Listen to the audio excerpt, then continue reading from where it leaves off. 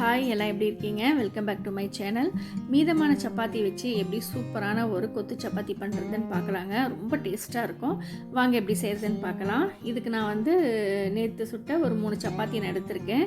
இதை கையாலே அப்படியே குட்டி குட்டியாக நான் கட் பண்ணி எடுத்திருக்கேன். உங்களுக்கு இதை விட இன்னும் பொடுசாக வேணும்னு நீங்கள் நினச்சிங்கன்னா மிக்சியில் போட்டு பல்ஸ் மோடில் வச்சும் எடுக்கலாம். பட் நான் கையாலே இந்த மாதிரி குட்டி குட்டியாக கட் பண்ணிட்டேன். இப்போ கடாயில் கடலெண்ணெய் விட்டுக்கோங்க. இது கடலெண்ணெய் செஞ்சால் டேஸ்ட் நல்லாயிருக்கும். தாளிக்கிறதுக்கு கொஞ்சமாக சோம்பு போட்டு தாளிச்சிட்டு ஒரு பெரிய வெங்காயத்தை கட் பண்ணி எடுத்திருக்கேன். அதையும் கருவேப்பிலையும் சேர்த்து நல்லா நம்ம வதக்கிக்கலாம். வெறும் 3 சப்பாத்தியாக இருக்கும் போது பார்த்தீங்கன்னா ஒருத்தர் தான் சாப்பிடலாம். பட் இந்த மாதிரி செஞ்சிங்கன்னா 2 பேர் தாராளமாக சாப்பிடலாம். இப்போ வெங்காயம் பாதி வதங்கினதும் இஞ்சி பூண்டு பேஸ்ட் ஆட் பண்ணிக்கலாம். ஒரு கேரட்டு, கொஞ்சமாக முட்டைக்கோஸை கட் பண்ணி எடுத்திருக்கேன். அதையும் இப்போ சேர்த்து நல்லா நான் வதக்கிக்கிறேன். இதுக்கு வெஜிடபிள்ஸ் கம்பல்சரி போடணும் அப்படின்லாம் இல்லை, என்கிட்ட இருந்துச்சு, அதனால் இன்றைக்கி நான் இதை ஆட் பண்ணியிருக்கேன்.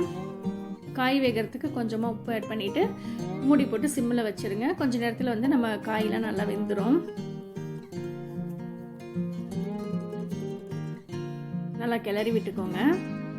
காரத்துக்கு கொஞ்சமாக மிளகாய்த்தூள், கொஞ்சம் மஞ்சள் ஆட் பண்ணிவிட்டு நல்லா மிக்ஸ் பண்ணிக்கலாம். வேறு எந்த பொடியும் பெருசாக இதுக்கு தேவையில்லைங்க. இப்போ நான் ஒரு 3 முட்டையை எடுத்து கொஞ்சமாக உப்பு போட்டு நான் அடித்து வச்சுருக்கேன். அதையும் இப்போ நான் ஆட் பண்ணிக்கிறேன். நீங்கள் முட்டை சாப்பிட மாட்டீங்க அப்படின்னா ஸ்கிப் பண்ணிடலாம். இப்போ இதை போட்டு கொஞ்சம் நடுவில் நல்லா மிக்ஸ் பண்ணிவிட்டு ஃபுல்லாக முட்டை வேகக்கூடாதுங்க. இந்த மாதிரி பாதி கொஞ்சம் வெந்ததும் நான் இப்போ கட் பண்ணி வச்சுருக்கிறேன் நம்ம சப்பாத்தி இப்போ ஆட் பண்ணிடலாம். அப்போ தான் அந்த முட்டையோட அந்த மசாலாலாம் நல்லா சப்பாத்தியோட அது அப்படியே மிங்கிள் ஆகும். இப்போ போட்டு நல்லா நம்ம மிக்ஸ் பண்ணிக்கலாம். நல்லா கலந்து விடுங்க. அப்போ தான் அந்த முட்டையோட கலவை எல்லாமே சப்பாத்தியில் நல்லா மிக்ஸ் ஆகும். இப்போ கட் பண்ணி வச்சுருக்கிற கொத்தமல்லி தழை தூவி இறக்கணும் அப்படின்னா சூப்பரான கொத்து சப்பாத்தி ரெடி ஆகிருங்க. நிஜமாலுமே அவ்வளோ அல்டிமேட்டாக சூப்பராக இருந்தது.